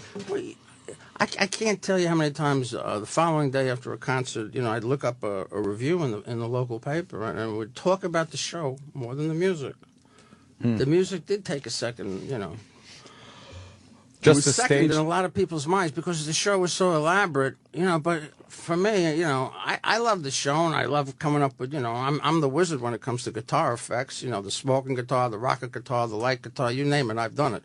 But it should never, come before the music. To me, the music was always the most important thing, And the fact that it was choreographed, I was surprised too that you, it bored you. You said after a while because of all the fire and the flash pots and all that stuff, you couldn't move around on the stage. Look, I just did 2 nights at B.B. King's, and we switched a few things around. Couldn't do that in a Kiss show. Everything had to go, because everybody, the pyro guy's got a board and he's got the song list. And if we do a different song and he presses the button, somebody's going to get blown up. So it was that crazy. It was like a Broadway show. That's fucking Broadway scary. You rock had to show. count on that guy. I mean, we brought in our own elaborate staging. We brought in our own lights. We brought in our own pyrotechnics. And, we had seven tractor trailers at one point. Wow. Wait, that happened to Hetfield at one time when he was playing guitar and that whole thing came up, burned up his hand. I got electrocuted on stage in 1976 in Lakeland, Florida. I was just talking to the interviewer I was with last night over at VH1, and he said there is some type of video footage of me getting electrocuted, but they're still trying to get a hold of it. How did you get what's the electrocuted? story? Yeah. Well, it was before wireless transmitters. So I don't know if you remember the set we used to have where it was like 5 marshals, 25 feet high, and we'd come down a staircase. Well, here I am in platform shoes, so I always have to hold on to the railing. I grabbed the railing, and I wasn't grounded properly, and I got zapped with 220 volts. Holy shit. Now, the only thing that saved my life was I got thrown back onto the platform. If I would have gone forward, I would have probably smashed, cracked my head open. How long before people didn't realize that wasn't part of the show? You know what I mean? Because you guys got so many things, when you get zapped. It took a while for the guys at the band to realize I wasn't even there, because everybody's doing their own thing, Gene's preoccupied with sticking his tongue out at the girl in the front row, and Paul's dancing around, and flipping it, And finally they go, they look around and going, "Where's Ace?" And so they had to stop the show, and then I had burns on my fingers. I was actually knocked out for several seconds. I was going to say, yeah. Were you? How soon did you come to? I think I was. I took about a 5-minute break, and then, my manager, Bill Coin, was there. And he says, "Ace, you got to get back out there." And all of a sudden, the fans and the whole venue started chanting, "We want Ace, we want Ace." So my adrenaline started pumping, brought me back to life. And so you just shook off being electrocuted. That's unbelievable. I fell the other night at BB King's. Because there was no luminous tape on the edge of the stage. I'm doing my spoken talk show. Oh, shit. I'm going like this. I'm walking to the right. Fell off my the right side. foot goes into the hole where the monitor board is. And I thought I broke my leg. Then I looked at my guitar after the show. I had snapped off the Tune-O-Matic bridge. And what had happened, the guitar took the brunt of the fall. Jesus. If the guitar wouldn't have done it, I would have broke my leg. And I don't know what. Did you keep playing or did you stop the solo? No, I jumped back up and switched guitars and finished the solo. Is that embarrassing when that happens? I've never fallen on stage. I've fallen a lot with Kiss, but it was like on the stage, not off. I've never fallen off the stage. That was the first time. It was a little scary. Why would you fall on the stage? Were you ever under the influence? I used to fall all the time with those boots. Fall off his platforms. shoes. I could have. Paul and Gene are pretty good with those. I was never good with them. What's the most you fell in one show? And did you start getting mad? These motherfuckers with these I've boots. fallen more than twice in one show, but that's enough. Yeah, that would be.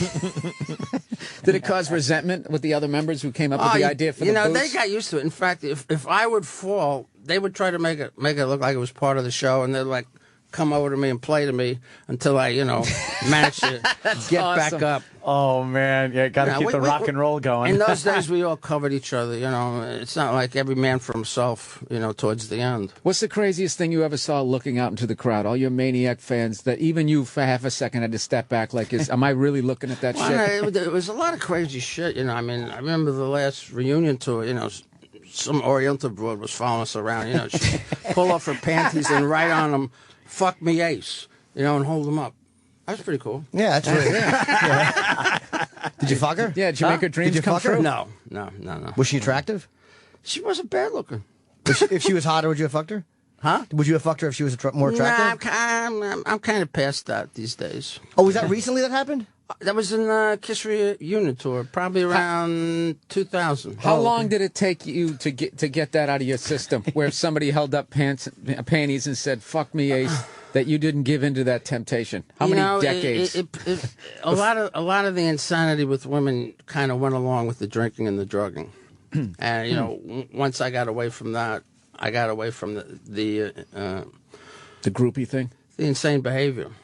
But yeah, I also vividly remember, in the 70s we used to get shots of penicillin like once a month, because the worst thing you could get was like syphilis or something, or gonorrhea, But I remember when the AIDS scare came in, and we all kind of were a lot more cautious, except for Gene. Oh yeah, he just kept fucking. Oh well, Gene, anything, Gene has 2 prerequisites for a woman, alive and breathing. It's just like, so. What was the crab story? Because you guys all got crabs. Because I've had them 3 times. I got them twice from the same girl, and then once I think a girlfriend cheated and gave them to me. They're fucking horrible. Well, in the old days, Sean Delaney used to pack our leather jumpsuits in one trunk throw it in the truck and move on to the next show. Oh God! Gene was infested with them, and the little buggers jumped from one costume to the other. Next thing you know, all four of us are scratching. And everybody goes, Gene. But. We kind of laughed it off in those days. You ever have them on stage? Did you guys have the shaved pube show after that? I'm trying to remember the name of that stuff we had to apply. Rid was what I used. R-I-D, yeah. Oh, God, it was that little comb? Yeah, it was terrible. I have straight pubes, like a Chinese person's hair. I have awful pubes. So I finally shaved them completely now, but it was fucking terrible. It's a violating feeling when I had an itch and then you look down and you pull this black thing out. And you see leg. It's fucking terrible. It's creepy. Yeah. And then you gotta boil all your sheets, and it's crazy. How many times did you have them? Would you have more than once? I may have had them twice in my life, but Gene was pretty much infested for several years during that period. On and off. I love it. He had infestation. He should have been condemned by the Board of Health. They should have put a sign on a quarantine on his door. Are you happy he's married? Am I happy? Yeah. When I had lunch with him, I was saying, Gene's going, hey, I'm going to tie the knot. I said, it's about time, Gene. And, Shan's a great lady. And, she stayed with him all these years and gave him two beautiful children. I think he did the right thing. When you left, it was, you just really wanted out. I was surprised to read that. I thought for some reason, I thought they asked you to leave. I didn't realize that Peter had already left, and you they almost begged you to stay in the band, and you just didn't want to anymore. They both asked me to stay, but, between all the drugs I was doing, I was living in isolation in this big mansion in Connecticut with a recording studio, and, in my mind, if I didn't get away from the band, I was going to die, and, it was a tape that kept playing over and over in my head. I'm sitting in my lawyer's office, I'm going, I got to leave the band. I'm going to die. I'm going to kill myself. And he's going, yeah, but it's $15 million, Ace. Buys a lot of therapy. I said, therapy doesn't work when you're 6 feet under. I don't want a dirt nap, And so you guys had made a lot of money, but then you had this other contract where it was going to be $15 million apiece, and you knowingly just said, I can't do it. It's a $15 million record contract for the four of us. And I ended up walking out, and it was actually cut in half because of me. I don't think they ever forgave me for that. They lost $7.5 million. Oh, I bet Gene wasn't in the '70s. You know how much money that is? Fuck yeah, that's a lot of money. Sorry, guys. Why did Peter leave? Peter was fired. Why? What was Peter? ultimately? Peter ran into the same problems I did eventually. With abuse, and he had a car accident, and it affected his playing. And, were you there when he got fired? Did you guys all sit down, or was it a? Well, I actually didn't want Peter fired. I figured, let's put him in the hospital and get him cleaned up and give him another chance. But Paul and Gene were pretty adamant that, they didn't want to give him another chance and they just wanted to move on. So I was pretty much outvoted, so I had to go along with it. How's he doing now? Peter's doing okay. I spoke to him not that long ago. I saw him at Bill O'Coin's funeral down in Florida. And he's hanging in there. I heard he's working on a book also. Is he still partying? Is he still performing? No, partying. Is he still partying, or is he? I don't think so. Got shit together. Good. Yeah, I always found it interesting because it's like you guys put out so much material in the first few years of your existence. Most bands put out an album and a couple years later, and you pumped out, what was it, 3? How many albums in the first 18 months? Up to 4 Alive? albums. Wow. 4 albums. That 3 does studio. not happen anymore. Yeah, No. I'm sitting with my ghostwriter, and he's giving me these statistics because he did his homework. There's so many people know more about Kiss than I do because I lived there, but I forget the numbers and the dates. He says, "Man, you did 4 albums in 18 months, and between those albums, you're touring extensively." He goes, "That must have been insane." It was. It was just like this roller coaster ride that never ended. Well, your first few records too, they weren't selling. I mean, they were okay, but you said Casablanca almost went broke because you guys just weren't selling records until Alive. Yeah. We came out with Kiss, then we came out with Hotter Than Hell, and then we came out with Dressed to Kill. And after Dressed to Kill, things were shaky. I know Bill O'Coin had extended himself, and Neil Bogart had, put a lot of their own personal money into the band. And if Alive wouldn't have taken off like it did and become, a huge record, who knows what would have happened. Why do you think bands take so long today to, like, we had Tony Iommi recently, and he talked about Black Sabbath, the record. That took, like, I think 2 days in the studio or 1 day.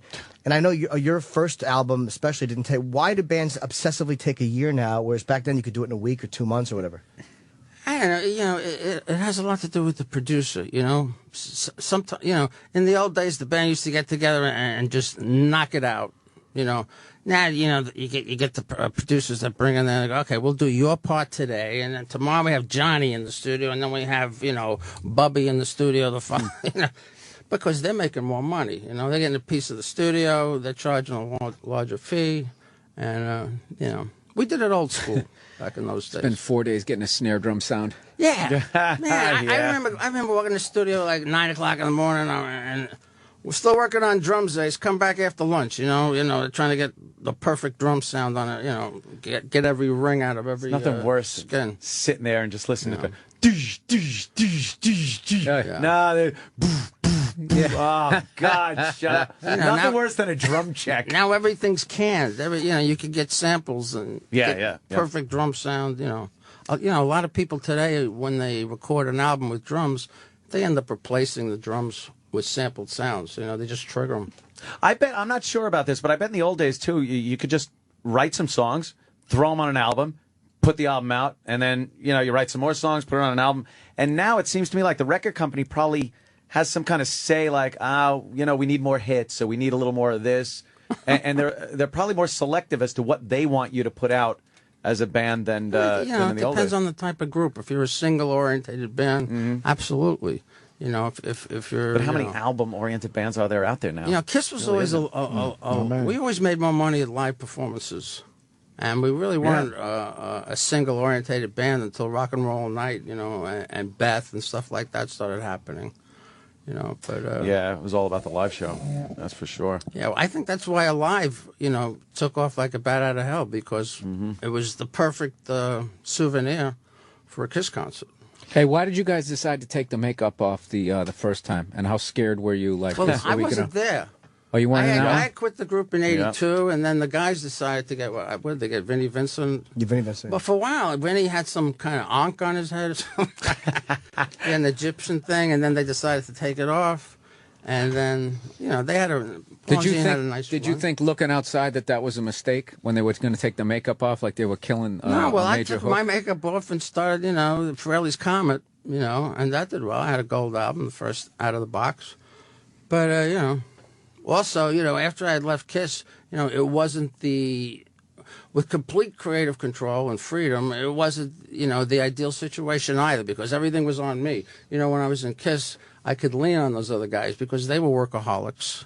And then I realized, wow, it's up to me. If this record sucks, it's because they're going to say Ace sucks. So, it wasn't the dream that I had imagined while I was still in the band, but you're like, I don't got to wear that stupid makeup. Well, the makeup became a real drag. I mean, imagine having a hangover and then getting a phone call at 8 o'clock in the morning and say, you got to go to a radio station promotion and you got it in full costume, Yeah, it's not even for a show. It's like it was a nightmare. Did you half-ass it sometimes? Just fucking like, fuck it. Just 1 star. I was coming up with all kind of crazy ideas. I said, could we get stencils or something? Could we just spray this shit on? And, it was just like, God, I got to do this again. I talk about it in the book where I'm doing the film. I'd show up on set while we were doing Kiss Meets the Phantom of the Park. And, I get into my trailer, get into makeup, and, the director would say, hey, we're going to do close-ups on Gene today. We don't need you till 1 o'clock. And I'd flip out, Sit there in your fucking makeup. But then you took off and fucking went to a King Tut exhibit and then came back and apologized. That was the most bizarre thing. I was like all bent out of shape because it had happened more than once.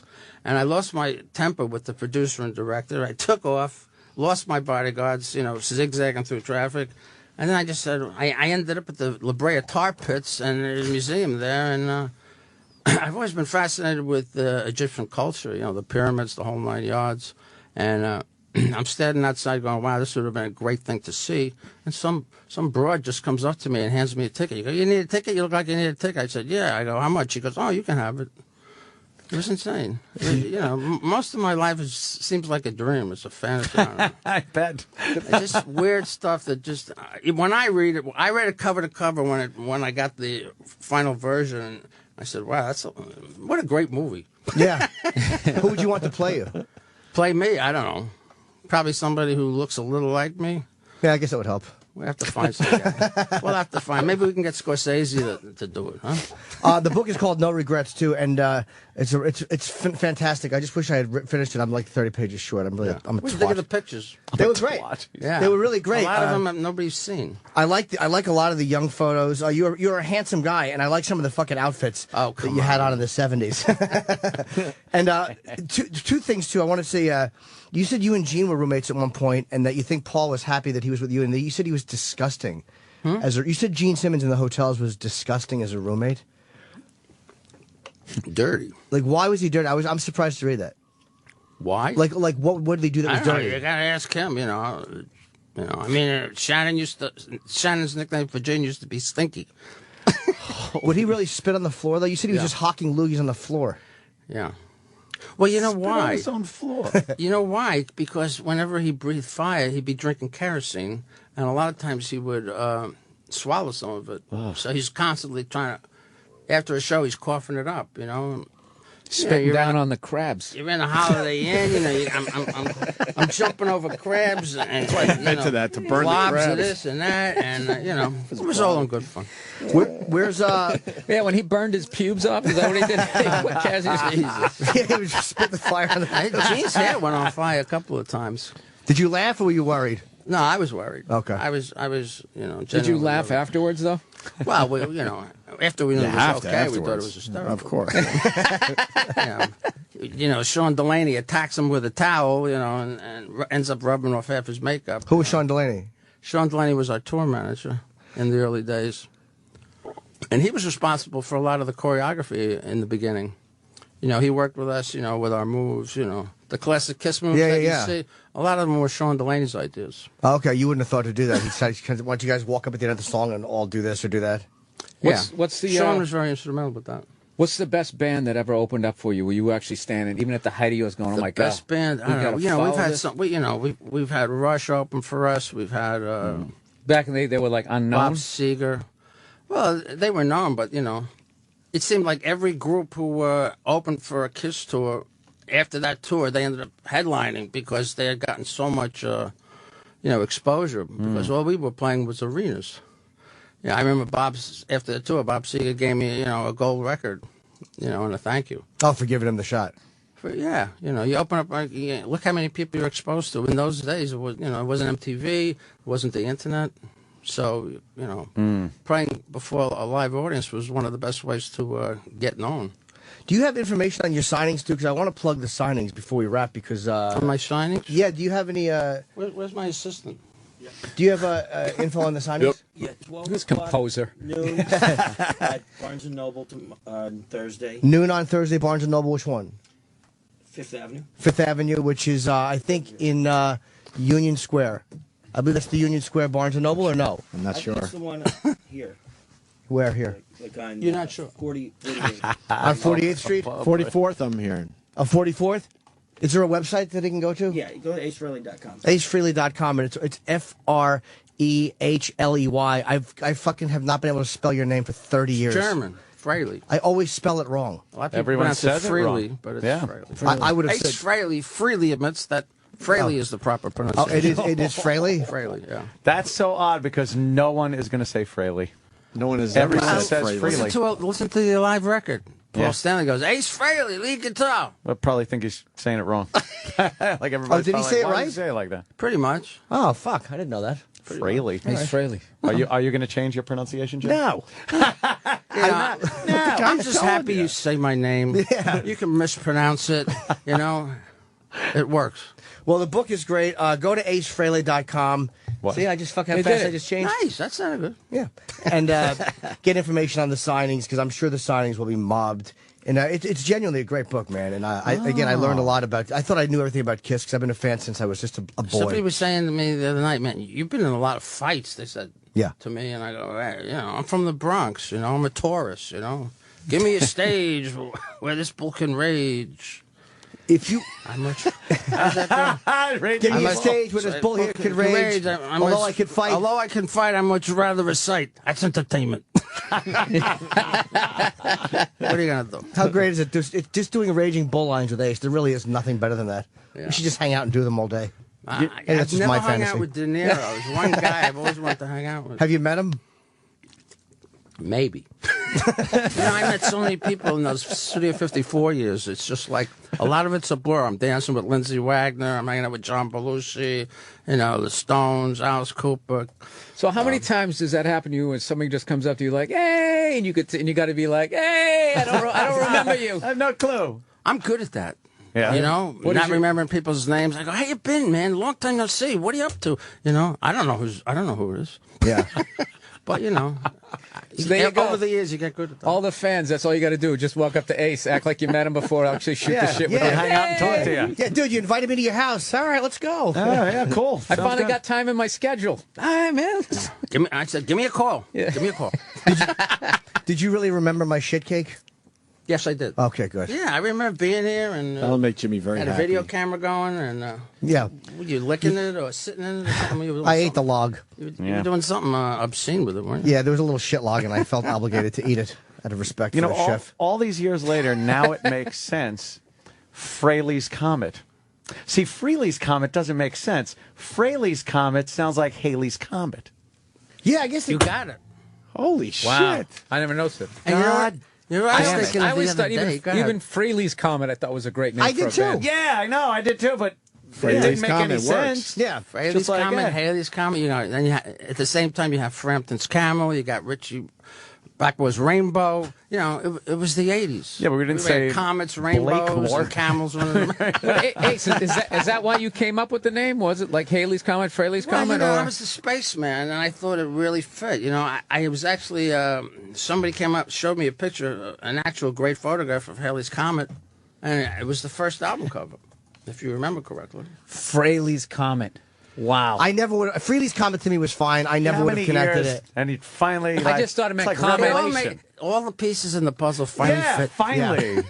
I thought it was Comet just because he was blazing up and down the fretboard. Yeah, that's what I thought. Right. No, I knew it was a play on Haley's Comet. No, but I you just- didn't. I, No, you of course didn't. I did. I know a lot about space.